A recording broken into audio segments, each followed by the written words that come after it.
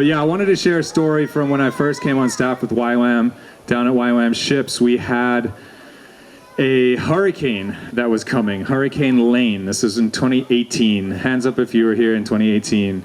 Yeah, so Hurricane Lane was forecasted to hit the Big Island and go all the way up through all the islands and hit Kauai and just like full on hit all the Hawaiian Islands. And we had this app called the Windy app on a TV screen down by the chart room at YWAM Ships, and it was kind of showing the projected path, and we were boarding up windows and preparing for the worst, emergency plan if there's a tsunami and all this stuff. And so, but I just felt like God kept saying it's not going to hit, it's not going to hit. And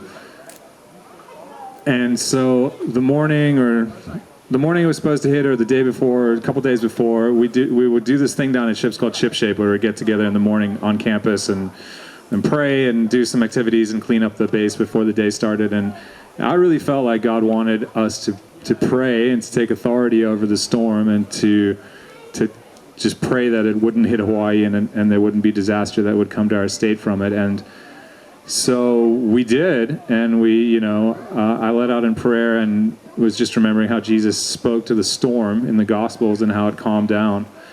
And I remember specifically praying that there wouldn't be disaster that would come to the state from the storm. And then that night, me and one of the DTS students and a group of people, we were watching the projected path of the storm, and I just felt like God was leading me to command the storm to go west and not come up north. And so we did that in faith.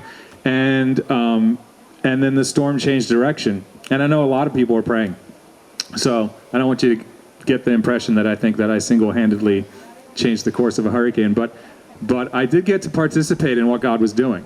And God clued me into it. And it was so cool because we prayed that way, and then we saw the storm exactly do what God had led us to command it to do, to go west, because it changed and went west instead of coming up north.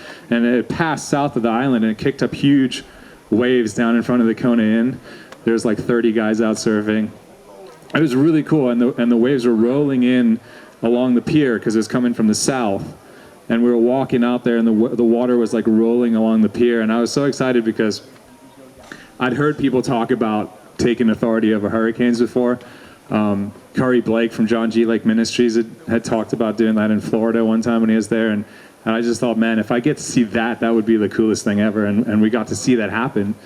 And it did do some damage on the Hilo side, some structural damage, but there wasn't like the disaster that we were anticipating. There was, I think, one person on Kauai that sort of died coincidentally trying to rescue their dog or something in a river or something, but there was no death toll.